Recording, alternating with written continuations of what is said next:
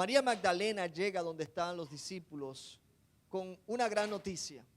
Con la noticia que el Señor le envió a decirle y anunciar a sus discípulos. ¿Cuál fue la noticia? He visto al Señor. Eso es todo.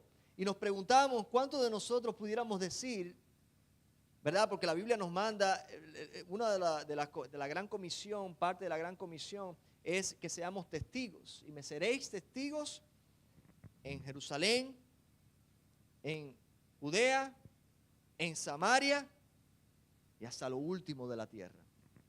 Y un testigo es alguien que estuvo en el lugar de los hechos. Un testigo es alguien que vio, que oyó. Y usted podrá decirme, pastor, pero yo no he visto al Señor.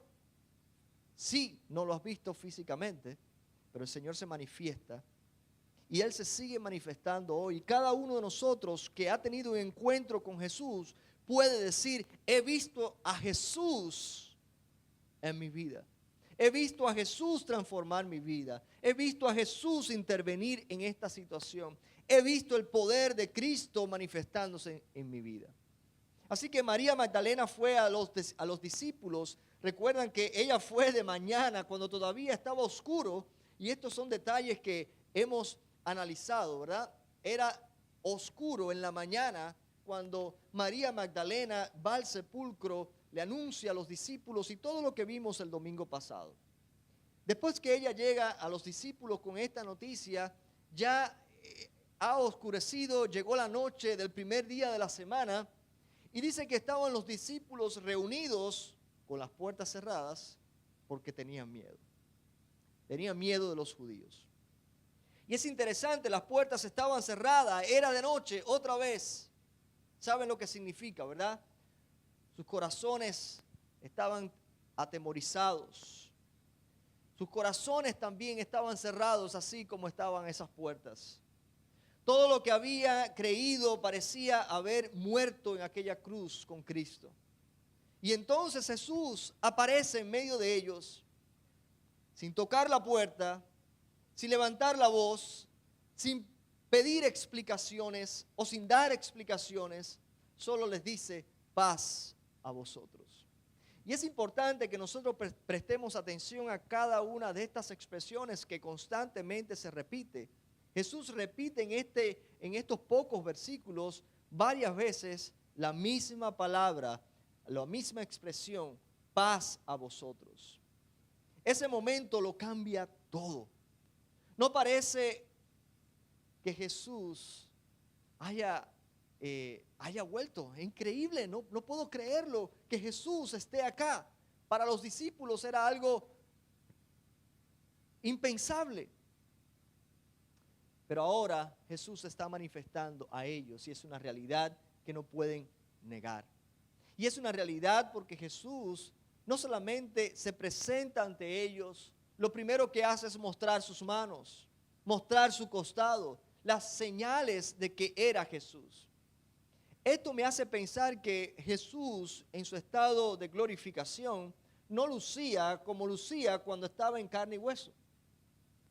Parece que no era tan sencillo identificar que era Jesús. Jesús tuvo que mostrar sus manos, tuvo que mostrar su costado. Este mensaje no solo es una muestra del poder de Jesús tras vencer sobre la muerte. Esta porción bíblica es importante porque en pocos versículos podemos ver el poder de la resurrección. El poder de la resurrección en aquellos que han puesto su fe y su confianza en la persona de Cristo. Es sobre lo que sigue haciendo hoy. Jesús sigue obrando. Jesús sigue manifestándose. Él sigue obrando en la vida de todos aquellos que en Él han puesto su confianza. En los versículos del 19 al 20, leo de la siguiente manera. Dice que cuando llegó la noche de aquel día, el mismo día, el primer día de la semana, estando las puertas cerradas, y todos estos son detalles que debemos observar y no pasarlos así por alto. Era de noche, era el primer día de la semana. El primer día de la semana está supuesto a ser el día de gozo, de alegría, ¿verdad? bueno, ellos no estaban tan gozosos, estaban encerrados, tenían temor, quizás estaban confundidos, el cuerpo se lo habían llevado. ¿Qué va a pasar? Nos van a matar, así como mataron a Jesús. ¿Cuántas cosas estarían pasando por las mentes de ellos? Lo cierto es que ellos tenían miedo, estaban encerrados, y estando las puertas cerradas en el lugar donde los discípulos estaban reunidos por miedo de los judíos, vino Jesús y puesto en medio les dijo: paz a vosotros. Y cuando les hubo dicho esto, les mostró las manos y el costado, y los discípulos se regocijaron viendo al Señor. Enseguida vino un regocijo en la vida de ellos. Los discípulos estaban encerrados por miedo, probablemente traumatizados todavía por la crucifixión del Señor, culpables quizás por haber huido en el momento cuando quizás el Señor más los necesitaba. Estaban quizás confundidos con la noticia de que su cuerpo había desaparecido. Jesús entra en medio de ellos, en medio de su fracaso, en medio de su temor. Entra allí donde está y no le hace un reproche, les dice: paz a vosotros. En el mundo judío, esta es una simple expresión de saludo. Paz a vosotros. Es como decir hola en nuestro lenguaje. Pero en esta ocasión Jesús le da una dimensión más allá a este shalom, alejem. Es como dicen los judíos: shalom, shalom, paz, paz a vosotros. Ahora tiene una dimensión más allá. En los labios de Cristo, del Cristo resucitado, esta frase ahora no es un simple hola, es una declaración teológica cargada de consuelo, restauración y propósito. Consuelo, restauración y propósito. En el capítulo 14 de Juan, el versículo 27, dice: la paz os dejo, mi paz os doy. Yo no os la doy como el mundo la da. No se turbe vuestro corazón, ni tengan miedo. En otras palabras, Jesús está cumpliendo lo que había prometido antes de morir. Una paz que no está basada en circunstancias. Una paz que está basada en la presencia de Cristo en sus vidas. La presencia de Cristo es lo que cambia todo. Y Jesús le dijo: a ustedes les conviene que yo me vaya, porque si yo me voy, os enviaré el Consolador. Y lo mejor que tenemos nosotros, en realidad mejor que los mismos discípulos que vieron a Jesús físicamente, es que no vemos a Jesús de vez en cuando. Es que nosotros tenemos a Jesús en nosotros. El Espíritu Santo que mora en nosotros nos revela la persona de Cristo constantemente. Esta paz implica reconciliación con Dios como resultado de la obra consumada en la cruz del Calvario por el mismo Cristo. En Romanos capítulo 5 versículo 1 nos dice: justificados pues por la fe, tenemos paz para con Dios por medio de nuestras obras. ¿Sí? Por medio de nuestro esfuerzo, por lo bueno que somos, por nuestros méritos. No, por medio de la obra de Cristo consumada en la cruz, por medio de nuestro Señor Jesucristo.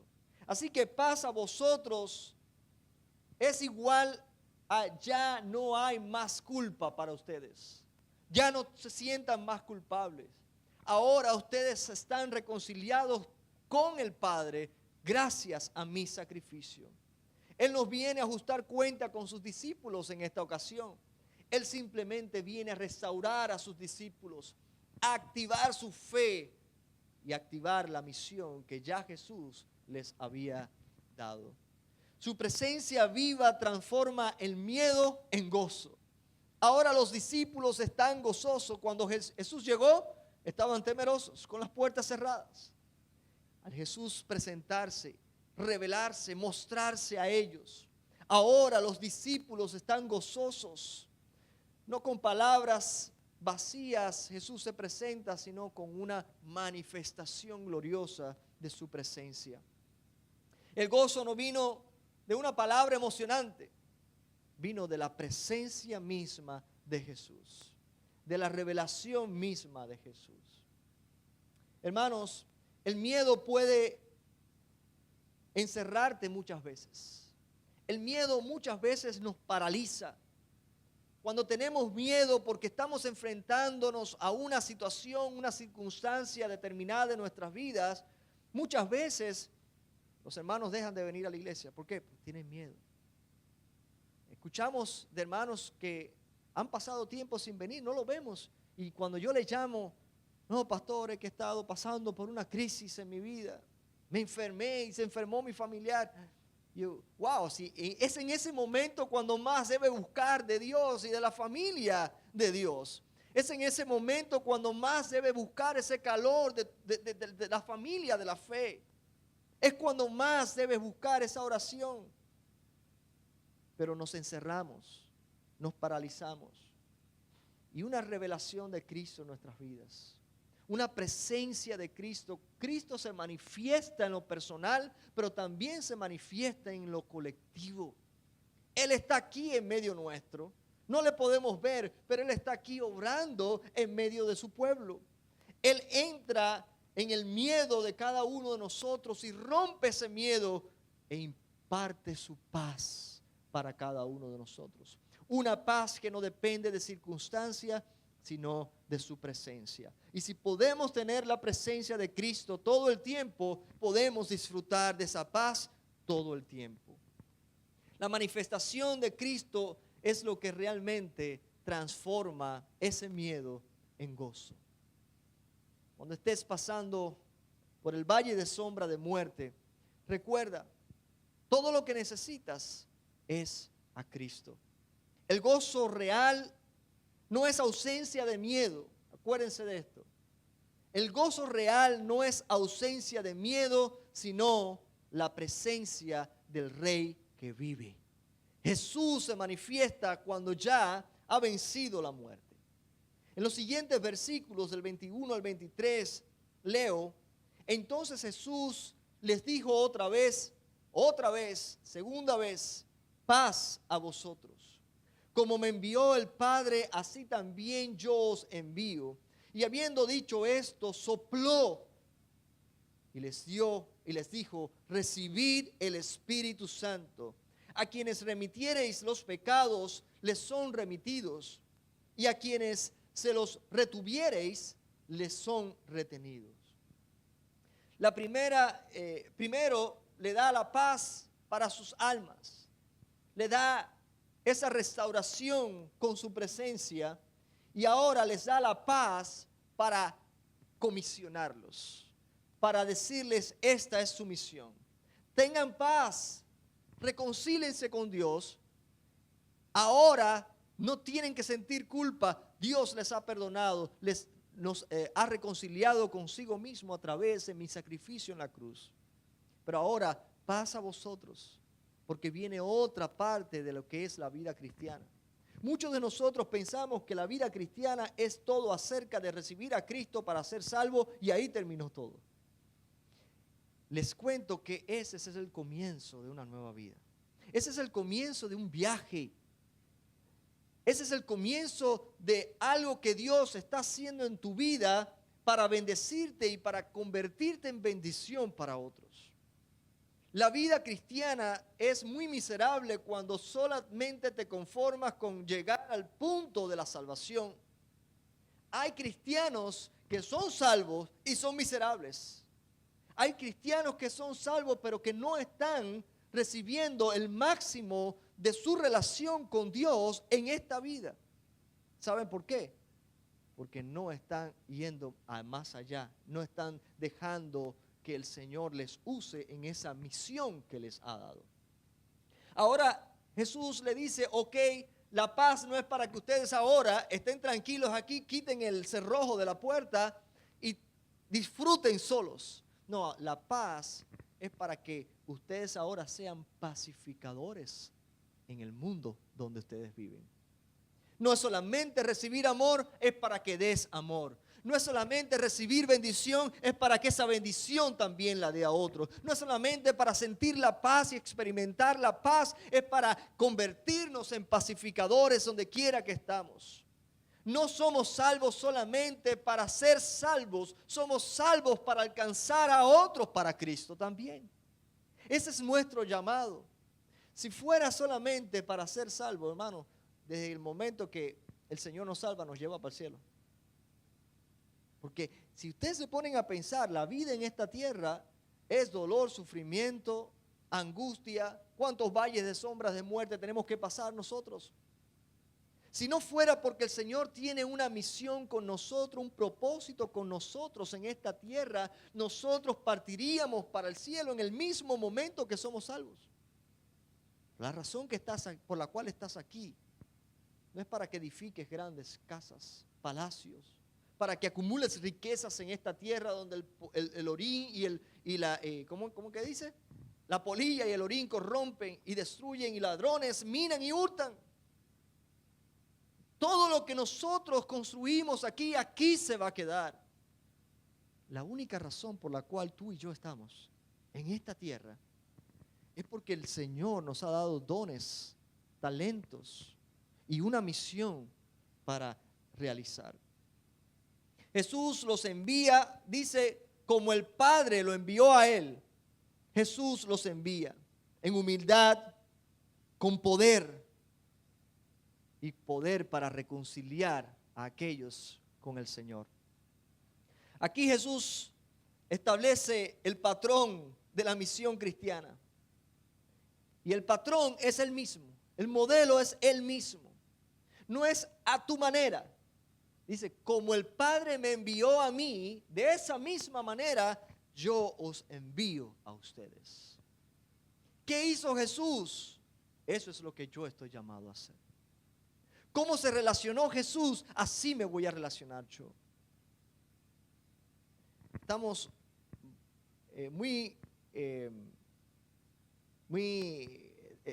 constantemente vemos iglesias formándose. Vemos iglesias que se plantan. Y yo digo, ¿estamos plantando cultos o estamos plantando iglesias?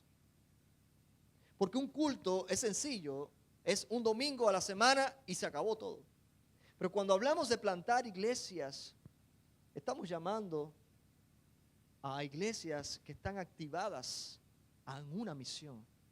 No es simplemente venir los domingos y hacer un servicio, un culto, para entretener, para hacer sentir bien, para satisfacer a aquellos que vienen los domingos solamente para sentirse bien.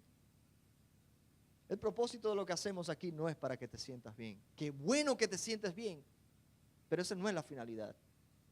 Si tú no eres tocado o tocada, si tú no eres retado o retada a salir de estas cuatro paredes, a anunciar el evangelio que transforma vida, no estamos haciendo nada en absoluto. No estamos haciendo nada si todo lo que hacemos se queda aquí en este lugar. Jesús les dice, mi paz les dejo, pero también para que la compartan con otras. Mi bendición se la dejo para que también la compartan con otros. Les dejo mi poder, pero no para su uso personal. Mi poder es para llevar el mensaje del evangelio y transformar vidas. Como Jesús fue enviado, así somos nosotros enviados. Jesús fue enviado con humildad y compasión.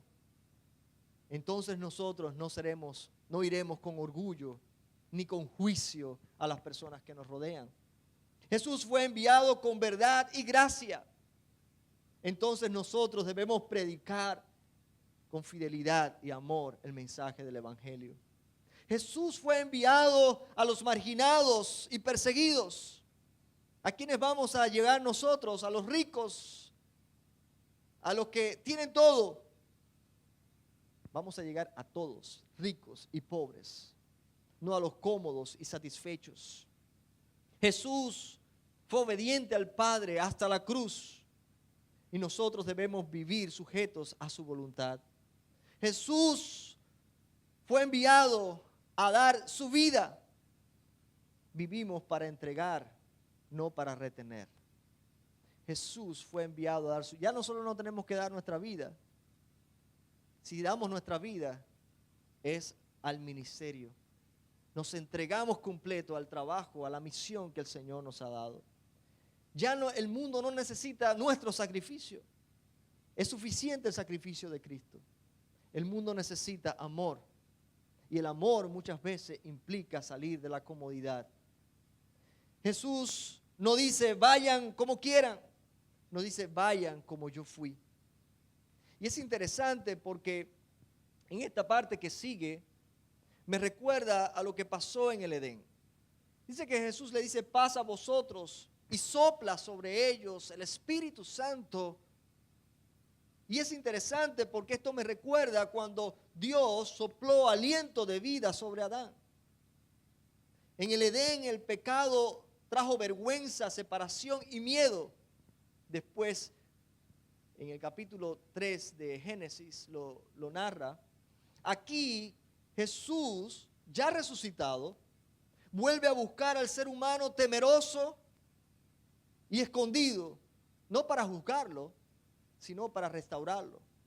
Y en este momento es el inicio de una nueva vida. Él sopla aliento de vida, Él sopla su espíritu. Recuerdan que Adán y Eva cuando pecaron, murieron espiritualmente. La muerte significa separación de Dios. Espiritualmente estaban muertos. Y es cuando recibimos el Espíritu Santo que recobramos nuevamente esa vida de Dios. Es el Espíritu Santo el que nos permite volver a una relación estrecha con el Padre. Y recobramos esa vida. Y aquí los discípulos tienen esa experiencia. Ellos recobran esa vida. Y quizás algunos se preguntarán, pastor, pero siempre nos ha dicho que es en Pentecostés donde el Espíritu Santo fue dado y hablaron lenguas y todo eso, sí. Hay una gran diferencia entre lo que ocurre aquí y lo que ocurre en Pentecostés. Hay quienes dicen, no, aquí lo que ocurrió fue que le dio una pequeña porción del Espíritu Santo. Pero hay un problema, el Espíritu Santo es una persona. El Espíritu Santo no se da en porciones. El Espíritu Santo es una persona que o está o no está, habita o no habita. Realmente dice claramente este texto que Jesús articuladamente lo dijo, sopló en ellos el Espíritu Santo y le dijo, recibid el Espíritu. Y ellos recibieron el Espíritu Santo en aquel momento. Pero si se ponen a pensar, fueron estos discípulos los que movilizaron a esa iglesia que estaba reunida en el aposento alto en Pentecostés, que fue cuando ya Dios derrama el Espíritu Santo sobre cada creyente. En esta ocasión es solamente sobre los discípulos para activar su misión. Pero todavía no había ocurrido, no se había cumplido la promesa de Jesús. Os conviene que yo me vaya, porque si no me fuera el Espíritu Santo no vendría. Y esa promesa se cumplió en Pentecostés. A partir de Pentecostés, todos aquellos que ponen su fe en Cristo reciben en ese momento el Espíritu Santo.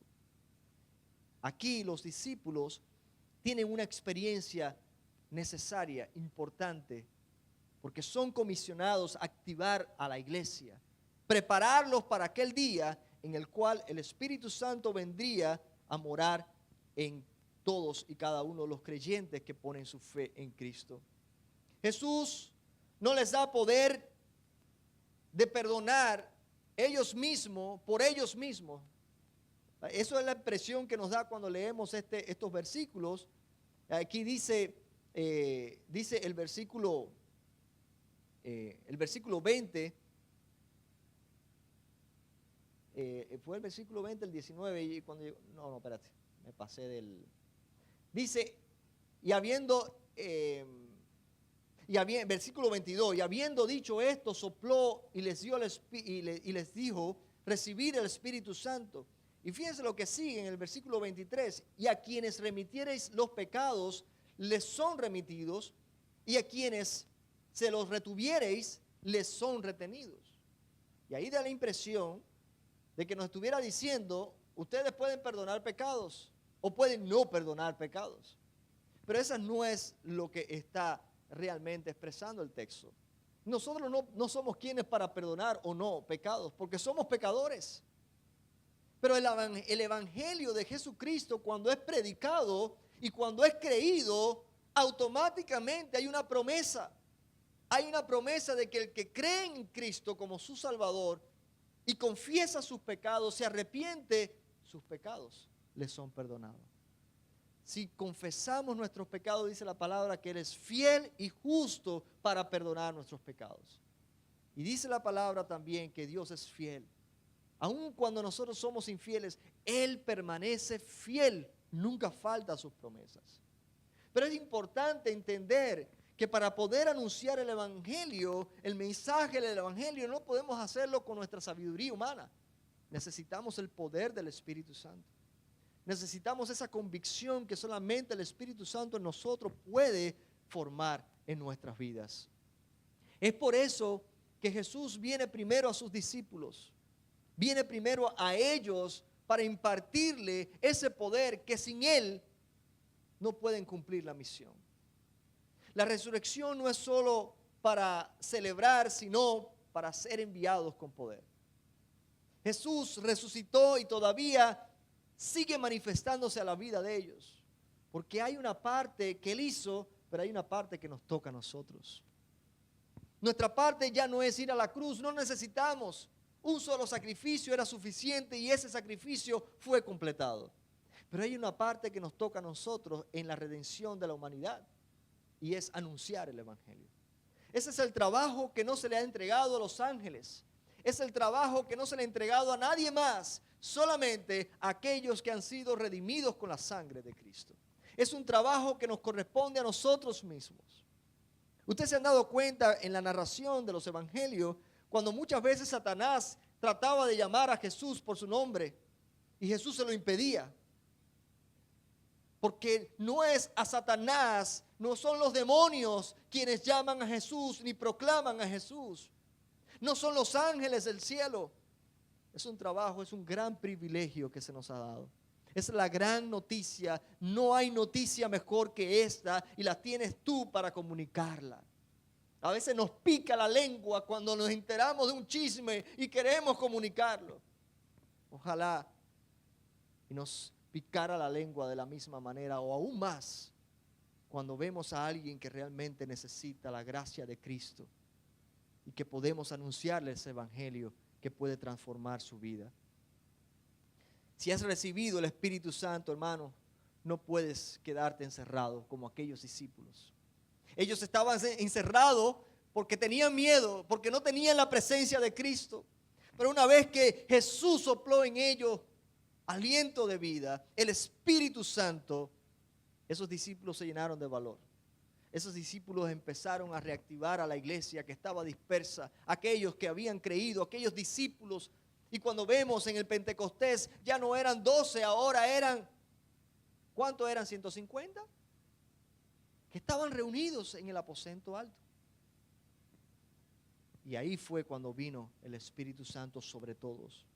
Tu misión es participar con Cristo en la reconciliación del mundo. Somos llamados a reconciliar el mundo con Cristo, con Dios a través de Jesucristo. Jesús no solo te perdona, Él también te equipa. No solo te da paz, Él también te da propósito de vida. Y si nosotros no vivimos en ese propósito, hermanos, nuestras vidas serán miserables. Porque puedes lograr muchas cosas, tener mucho éxito en tu vida, que si no vives en el propósito de Dios, todo es vanidad en este mundo. En los siguientes versículos narra algo interesante porque nos dimos cuenta que Tomás no estaba con los demás discípulos aquella ocasión cuando Jesús vino la primera vez. Y por eso el versículo 24 dice, pero Tomás, uno de los 12, llamado Dídimo, no estaba con ellos cuando Jesús vino. Le dijeron pues los otros discípulos, al Señor hemos visto. ¿Les es familiar? Ese fue el mismo mensaje que María Magdalena le dio a los discípulos cuando se encontró con Jesús frente al sepulcro. He visto al Señor. ¿Creyeron ellos del todo? Estaban encerrados con las puertas cerradas, ¿verdad? Ellos estaban como que, María Magdalena, la pobre, el dolor y el llanto la está haciendo ver alucinaciones.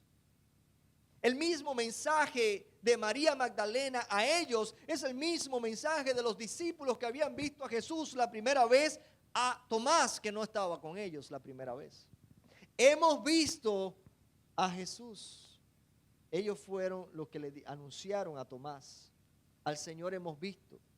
¿Y cuál fue la respuesta de él? ¿Verdad? Si no viere en sus manos la señal de los clavos, y metiere mi dedo en el lugar de los clavos, y metiere mi mano en su costado, no creeré. Y rápidamente nosotros saltaríamos a juzgar a Tomás y decir: Tomás, te la comiste, men. ¿Cómo que no vas a creer? ¿Qué incrédulo es Tomás? ¡Qué incrédulo! Pero si lo piensan bien, es justo. Lo primero que hizo Jesús cuando vio a los demás discípulos, ¿qué fue? Mostrarles sus manos y mostrarles su costado. Eso fue lo primero que hizo Jesús. Claro, todos nosotros somos incrédulos, no solamente Tomás. Todos los discípulos eran incrédulos porque ellos tampoco creyeron el mensaje de María Magdalena la primera vez que María le dijo: he visto al Señor. Tuvo que venir Jesús y enseñarle sus manos y sus costados. ¿Sabe? Eso nos da un mensaje tremendo. Tú y yo no somos mejores que ellos. Tú y yo tenemos momentos de incredulidad en nuestras vidas. ¿Y sabes qué? Jesús nos comprende. Jesús conoce nuestros corazones. ¿Se acuerdan de aquel padre que veía a su hijo revolcarse porque estaba endemoniado y se metía en el fuego? Y los discípulos no pudieron sacar a aquellos demonios de aquel joven. Y de momento llegó Jesús al lugar y habló con ese padre y le preguntó: ¿tienes fe? Si puedes creer, al que cree todo le es posible. Y ese mensaje siempre me queda en mi mente. Aquel hombre no pudo decir como nosotros diríamos: oh, yo sí creo, estoy en victoria, sí se puede. No, aquel hombre dijo: ayuda a mi fe. ¿Por qué ayuda a mi fe? Porque realmente no creía. Porque realmente no tenía la fe para creer que Jesús podía sanar a su hijo. Y Jesús nos entiende cuando somos sinceros. ¿Sabe? Pablo estaba sinceramente equivocado cuando estaba persiguiendo a la iglesia. Él estaba pensando que lo que estaba haciendo realmente honraba a Dios, hasta que Cristo lo encontró en el camino. Cristo pudo haberlo tumbado del caballo y matarlo aquel día. Pero Cristo lo alcanzó, transformó su vida con su presencia. 8 días después del primer encuentro de los discípulos con Jesús, 8 días después estaban otra vez sus discípulos dentro. Y con ellos Tomás. Llegó Jesús estando las puertas cerradas. Jesús se manifestó ya y todavía las puertas estaban cerradas. Todavía estaban ahí. Todavía estaban encerrados. Y parece que ocurre como un déjà vu. El mismo acontecimiento. Jesús se pone en medio de ellos con las puertas cerradas, estando las puertas cerradas, entra y les dice: paz a vosotros. Esta es la tercera vez. Paz a vosotros. Luego dijo a Tomás, fue directico a Tomás. Fue directo a Tomás y habló a su necesidad. Jesús conoce tu necesidad. Él conoce tu vida. Tú podrás ocultarlo de mí, podrás ocultarlo de tus demás hermanos, pero Jesús conoce tu necesidad. Antes de que tú eleves la oración, ya Jesús sabe qué es lo que necesitas. Y Él está trabajando. Así que Él va directo a Tomás y le dice: Tomás, pon tu dedo, pon aquí tu dedo. Mira mis manos y acerca tu mano y métela en mis costados y no seas incrédulo, sino creyente. Fíjense que no dice sé crédulo Una cosa es ser crédulo y otra cosa es ser creyente. El crédulo es que lo cree todo. Todo lo que dice la noticia lo cree. Todo lo que le dicen sus amigos lo creen. Creyente es aquel que pone su fe en Cristo, que cree la verdad. Pero Jesús le dice, no seas incrédulo, sino creyente. Sé creyente. Pon tu fe en Jesús. Pero la respuesta de Tomás fue maravillosa. Y es quizás la respuesta que tú y yo, la reacción que tú y yo tuvimos en aquel momento cuando nos encontramos con Cristo. Entonces Tomás respondió y le dijo, Señor mío y Dios mío. Señor mío y Dios mío. Jesús entonces lo regañó. No lo regañó. Jesús le dijo, porque has visto, Tomás, creíste. Bienaventurados los que no vieron y creyeron. Hermanos, Tomás no estaba con ellos en la primera ocasión. Pero Jesús siguió lo mismo que hizo con nosotros, lo hizo con Tomás.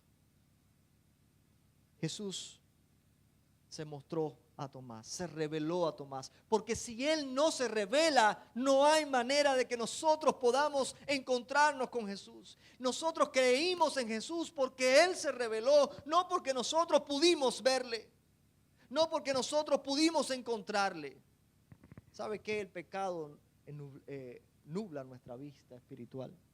El pecado no nos deja ver a Dios. El pecado no nos deja tomar las decisiones correctas. Si no hay una intervención directa de Cristo en nuestras vidas, si no Él nos encuentra a Él, no hay manera que nosotros podamos encontrarle a Él. Tomás no quiere una fe prestada, él quiere una convicción suya. No porque Lesbia tuvo esa experiencia, yo voy a creer ya lo que le... No, yo quiero mi experiencia con Cristo. Yo quiero creer en Cristo porque yo pude ver a Cristo, porque pude encontrarme con Cristo. Y tenemos que entender eso, hermanos, cuando predicamos el Evangelio, nosotros damos el mensaje. Pero cada persona debe tener su encuentro con Jesús. Porque la vida cristiana es un cambio tan drástico en nuestras vidas que solamente puede ser respaldada con una convicción sincera que fluye de un encuentro personal con Cristo. Si usted no ha tenido ese encuentro con Cristo, usted no tiene la valentía quizás para hablarle a un grupo que se van a burlar de usted cuando usted empieza a hablar de Cristo, de alguien que ellos no pueden ver. Usted no va a vivir con esa convicción a la hora de tomar decisiones en las que puede perder cosas. Pero cuando usted tiene ese encuentro con Cristo, todo es diferente.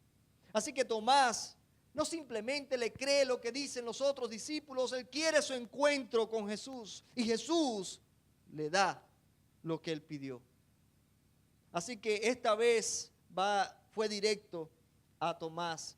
Como dijimos ahorita, Jesús fue directo a la necesidad. Jesús no humilla a Tomás, no lo reprocha, no le exige una fe ciega, le ofrece una revelación personal a Tomás.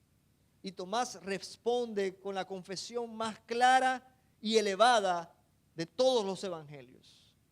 No hay un lugar en el Evangelio donde hayas visto una declaración tan clara de Jesús como hombre y Dios en el mismo lugar.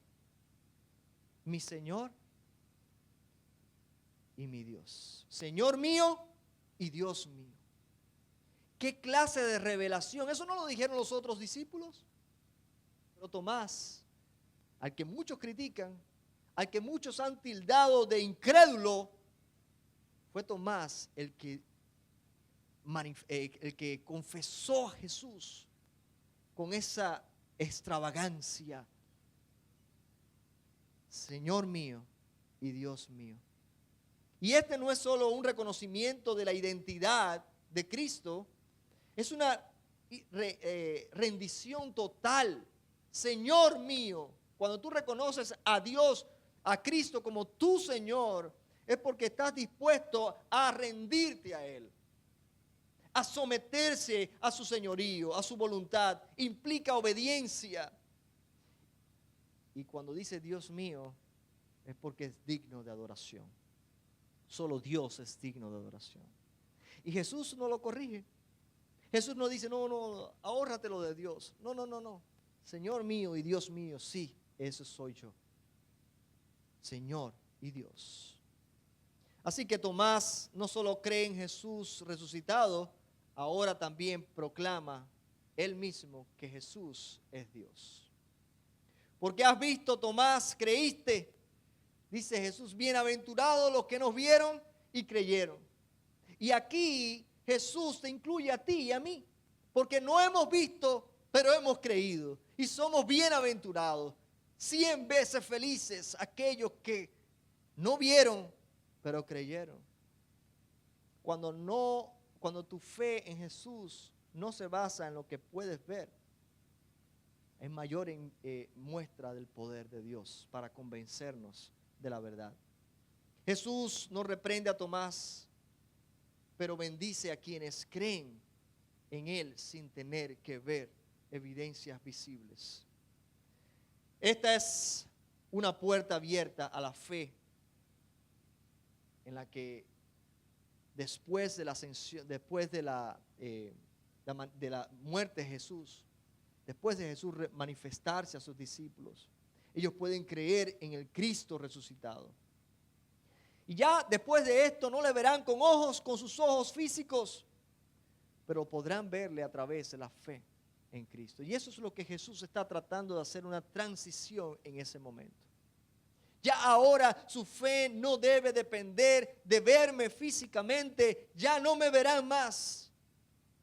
Pero es importante que entiendan que la verdad es más allá de lo físico.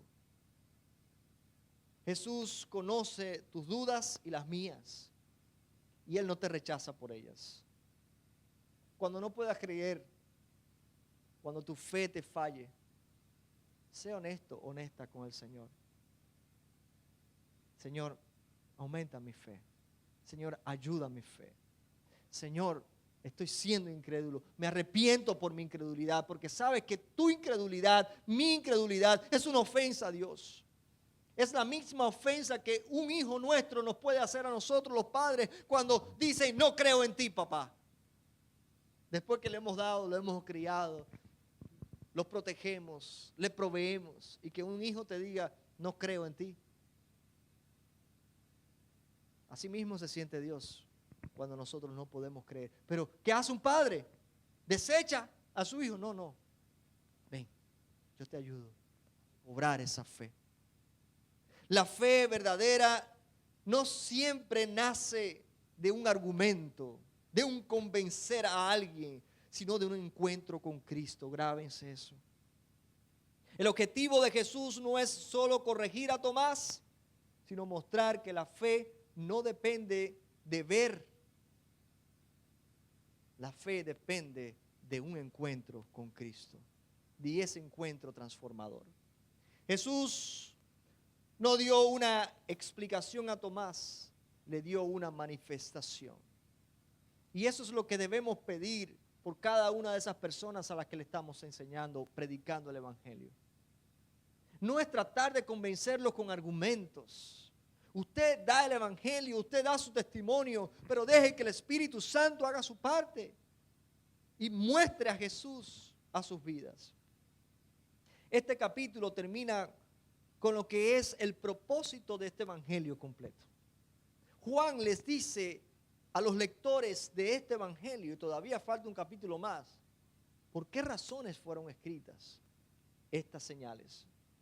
Dice el versículo 30, hizo Jesús además muchas otras señales en presencia de sus discípulos, las cuales no están escritas en este libro. Pero estas se han escrito para que creáis que Jesús es el Cristo, el Hijo de Dios, y para que creyendo tengáis vida en su nombre. Juan aclara el propósito del Evangelio. No es para entretener, no es para llenarte de conocimiento, es más que eso, es para activar tu fe. En otras palabras, yo le voy a decir, sí se necesita ver para creer. Y Jesús lo sabía. No tengo que ver a Dios. Si mi fe depende de ver a Dios, entonces no es fe. Pero yo sí necesito ver para creer. Porque esto yo no lo vi, pero fueron escritos estos hechos tangibles para que yo pueda creer. Cuando yo veo a Dios obrando un milagro en sus vidas, una intervención de Dios en la mía, eso activa mi fe. Quizás no veas a Dios físicamente, pero Dios se manifiesta así como el aire que no ves, pero ves cuando se mueven las hojas de un árbol. Dios se mueve.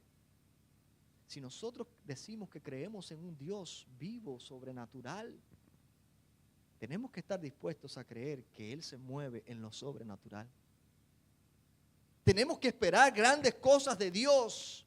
Tenemos que esperar cosas que nosotros no podemos hacer. Y cuando Dios se manifiesta, nuestra fe se activa. Y cuando nuestra fe se activa, nuestra misión también se activa.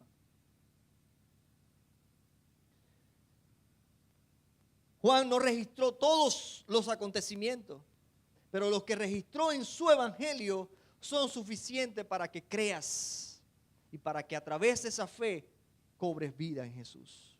No se trata solo de información histórica, sino de una invitación espiritual a creer en Cristo. El evangelio no es una historia opcional, hermanos. Hablar del evangelio de Jesucristo es más que contar una historia. Por eso el evangelio no debe simplemente hablarse, comunicarse verbalmente. El evangelio hay que vivirlo. El evangelio no sirve solamente para ser salvo un día. El evangelio hay que vivirlo todos los días de nuestras vidas. ¿Cómo se vive, pastor, el evangelio? Sencillo. Vive a Cristo. Que en tu trabajo vean a Cristo. Que en tu escuela vean a Cristo. Que tus hijos vean a Cristo. Si el Espíritu Santo mora en nosotros y nos revela la persona de Cristo, el carácter de Cristo, nosotros tenemos que ser Cristo en este mundo. Y eso es vivir el evangelio. Cuando somos llamados no solamente a proclamar verbalmente el mensaje, sino a vivirlo, entonces la gente estará viendo señales. Y porque ven, van a creer que Cristo realmente vive y sigue obrando. Si lo conoces, no puedes permanecer neutral. Si has tenido un encuentro con Jesús, vas a sentir lo mismo que María Magdalena. He visto al Señor. Vas a sentir lo mismo que sintieron los discípulos que estaban encerrados. He visto al Señor, le dijeron a Tomás. Y luego vas a hacer lo mismo que todos ellos hicieron, que murieron como mártires. Ellos estuvieron dispuestos a dar su vida por el evangelio. Nadie muere por una mentira. Nadie muere por un cuento. Solamente alguien que tiene una convicción formada de un encuentro real con Cristo es capaz de atreverse a dar el evangelio aun cuando eso pueda costarle la vida. La palabra de Dios no solo informa, sino transforma nuestras vidas. No solo enseña, sino transfiere vida. Y este es el mensaje que Jesús quiere traer a sus discípulos para activarlos. En este momento de temor, de oscuridad, de miedo en su momento. Y es el llamado que Jesús hace hoy para la iglesia. Activarse, a levantarse. ¿Qué está en mis manos hacer? Yo no puedo llegar a todas partes del mundo, no puedo arreglar a todo el mundo, no puedo ayudar a todo el mundo, pero yo puedo ser las manos de Jesús, yo puedo ser la voz de Jesús, yo puedo ser los pies de Jesús, yo puedo mostrar el carácter de Cristo en cada una de mis relaciones, interacciones humanas. Cuando la iglesia se activa de esta manera, hermanos, la iglesia deja de ser un templo más, un grupo más que se reúne, un grupo de religiosos más, un culto más. La iglesia empieza a ser una familia activada para alcanzar y provocar movimiento del evangelio en su ciudad. Y cuando la gente empieza a ver a Cristo, mira a Cristo, mira a Cristo, mira a Cristo. Wow, cuánta gente encontrándose con Cristo. Porque se han encontrado con alguien que ha sido transformado por Cristo.